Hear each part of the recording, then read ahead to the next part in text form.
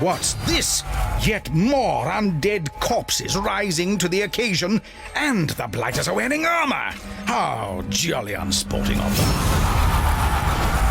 I am Couch Cooper and welcome to my PlayStation 5 review of Strange Brigade, and we've got quite a lot to unpack here. Strange Brigade is a bit of a shelf sitter for me. I haven't gone to it since its release, really, around 2018. It's from Rebellion and it acts as kind of a precursor for Zombie Army 4, which we'll talk about later. I want to just go through my sort of 3 stages of PlayStation 5 backwards compatibility or boosting. Now, what we're looking at here is the game put into the machine prior to any updates. Now what that means is that the PlayStation 5 is just applying its standard boosts to some of the frame rates and resolutions. It is okay, I think it boosts that frame rate up a bit, but this is not an official piece of code put out by the developers to improve the game's performance on that 5 machine. The second stage then is obviously the patch stage, which is what this game has got, and we'll look at it in a second, and there are vast improvements. It's actually really good. The third stage is the full-on SSD stage. That's the ideal world. That's where you see stuff like The Witcher 3 and Borderlands 3. They offer full-on SSD versions of their games, which are almost from the ground up PlayStation 5 versions. You'll just get better load speeds and they'll all just be crisper, cleaner, quicker. That's really what I want with every single one of my PlayStation 4 backwards compatible games, but we can't have it all. Sticking on the backwards compatibility subject, I put a video out of some of the strongest non-SSD patched PlayStation 4 games, and Zombie Army 4 is near one at the top of that list, and it's an impeccable patch they put in. 4K, 60 frames per second, the game looks stunning. Give me something in the comments if you want me to re-review that bad boy. Why am I re-reviewing this? Well, it's Halloween, I want to stick with the theme, and we just had the Lamplighters League, which is kind of almost similar character aesthetic with its canon. I'm talking about Jolly Hockey Sticks, the British Empire. It's quite the same vein. An obscure find, to be sure, but well worth the effort. As you can see, it's a third-person ARPG shooter, and it's not too dissimilar either from its brother title that came afterwards, Zombie Army 4. It's almost, I think, maybe on a similar engine. It's very fast, it's very Returnal-like, and it's also quite satisfying with a lot of the guns, the old-school aesthetic, almost Victorian design on some of the weaponry. It's pretty cool. It's almost steampunky in areas. Oh, jolly good. A nice bit of reading. That's always fun. It comes with a campaign, which I actually quite enjoy. By the way, we are making the switch over to the patch. Okay, so this is pre-patch campaign footage. It's like the opening scene's quite a complicated one. This level is one of the more detailed. You can see the rock around pan is pretty damn smooth, but I'm not getting a very good resolution, particularly on that character, his head, that sort of thing. Let's go over to that post-patch footage because I see some blatant improvements. Onwards, Brigade! There's murderous mysteries and sinister secrets to be uncovered here. So after the patch, and this was there on the PlayStation 4 Pro as well, I swear it, there's an option to cap or uncap the frame rates. Now, No Man's Sky does this. What that means is if you were to cap the frame rates, it's normally a reference to 30 frames per second and a better resolution, because you're not pumping out as many frames. You can spend that CPU on making the screen look crisper. The other one, uncapped, means that those frame rates can fluctuate, thus keeping that screen at a lower res and get you to 60 frames per second, supposedly. A good example of that is quality mode, where a game runs at 4K but only puts out at 30 frames per second. Why they didn't just put quality and performance in their options, I don't know, and this is what you get when you actually Google it. Just riddle me this. Why would you have it on that performance mode? What is the selling point for it? I've read that a couple of times now today. Anyway, I've switched it back to pre-patch just to annoy you all. I'll make an announcement on when I switch it over again. I want to talk about the campaign's sort of structure and substance. You've got a character choice. Each character has a different special on circle, and it's kind of a weird one with collecting blue orbs to get a power going. You've also got grenades that are on a hotkey timer. They're not numeric. You've got as many as you want. You just can't spam the button.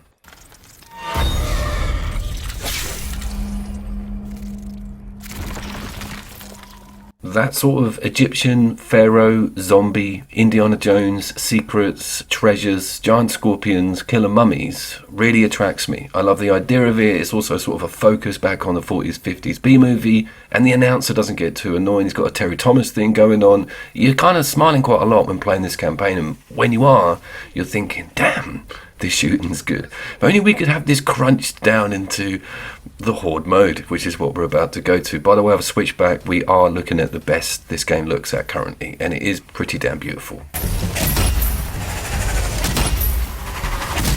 I should mention also as well, all this footage completely offline and completely single player, and this game was sold as a 4-player co-op shooter, like massively, like not even single player campaign content mentioned, 4-player, everyone all involved all the time, maps are circulated around, online multiplayer, play with randoms, you're constantly pushed to take this game online, but I completely enjoy the campaign on my own, and the Horde mode is a little bit of a gem.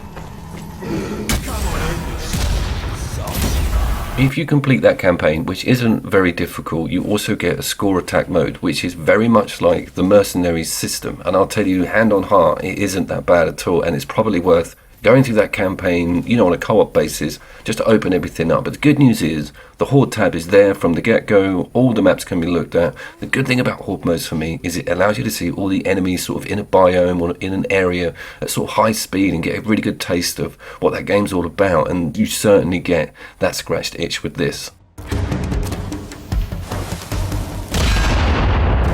Let's hope we didn't need that bridge. Is there any difference in the character you select for the Horde mode or the campaign? Yes, there is. There's 4 main starter characters. I've migrated to the Kenyan because she's got this awesome special. It's so much better than everyone else's, and you have a slightly different starter weapon. Let's talk about the economics of the game. There's basically money and jewelry and golden scarabs everywhere, and you need about 500 for the first sort of decent weapon, which is normally a shotgun. It sort of alternates. Machine gun, shotgun, shotgun, machine gun. And the trouble is with me, there's not enough differential between the 2 shotguns, and spending all that money on something that is supposed to be better doesn't really feel right. But what does is taking 3,000 to the special chest, which is a bit like the box in Call of Duty, and you'll get something daft, some sort of machine gun, flamethrower, the frost element. It will put fire explosives in crossbows with sticky bombs on. That's where the enjoyment is with me on the weaponry front.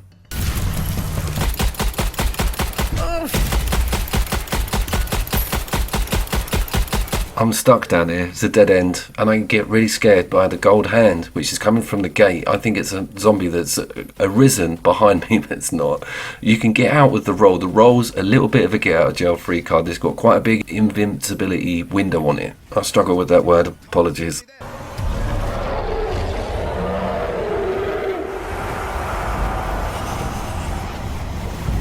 Grenade! Look out! The game looks absolutely incredible now, and I'm really happy I dusted it off and got to have a good look at these new improvements from the PlayStation 5. Googling it, I can see that it's still 45 quid.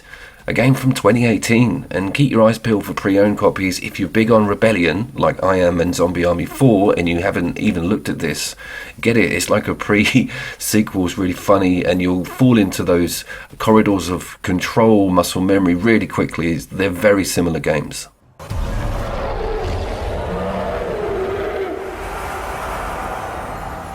The longevity of the Horde mode kind of also appeals to me because it gives you a sort of saved wave system. You get past 5, you get to start from 5 again. Call of Duty has that, and there's like 9 different locations, all very individually tailored with secrets, doors that cost loads of money to open, and chests everywhere. That was what I wanted to discuss, is the amulet system, where you find certain things that you slot into the guns to change their element. Now, having said that, during the few days that I've been playing through this, it's crashed on me twice. Always when something bloody important happens. I picked up an amazing gun in the Horde mode and it just quit on me, and just then on that amulet section, also the capture cut off because it went onto that submit a complaint screen. So just be wary of that, and please feedback as well. If it's a bit unsteady on your PlayStation 5, let me know.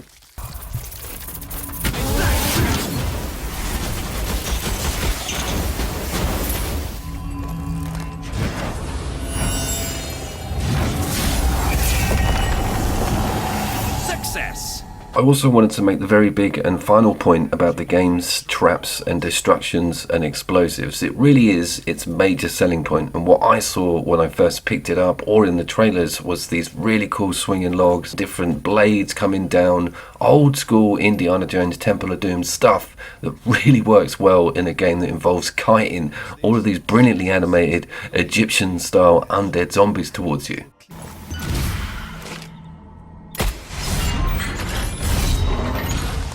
The satisfaction of pulling those off well and seeing the results is amazing. Half the reason I play the damn game. The other half of the reason isn't the photo mode though.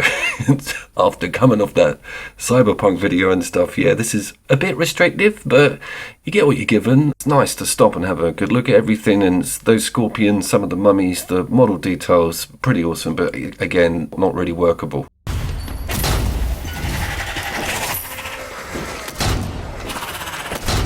I, of course, was Couch Coop. I hope you're having a really good Halloween, and I've got a few more spooky vids coming up before the end of the month, and we've just hit 17,000 subs, so massive thank you. I would love this channel to get big and do more dusting off, and we got Spider-Man 2 coming up, and I will, with the huge satisfaction of 17k, say see you down there.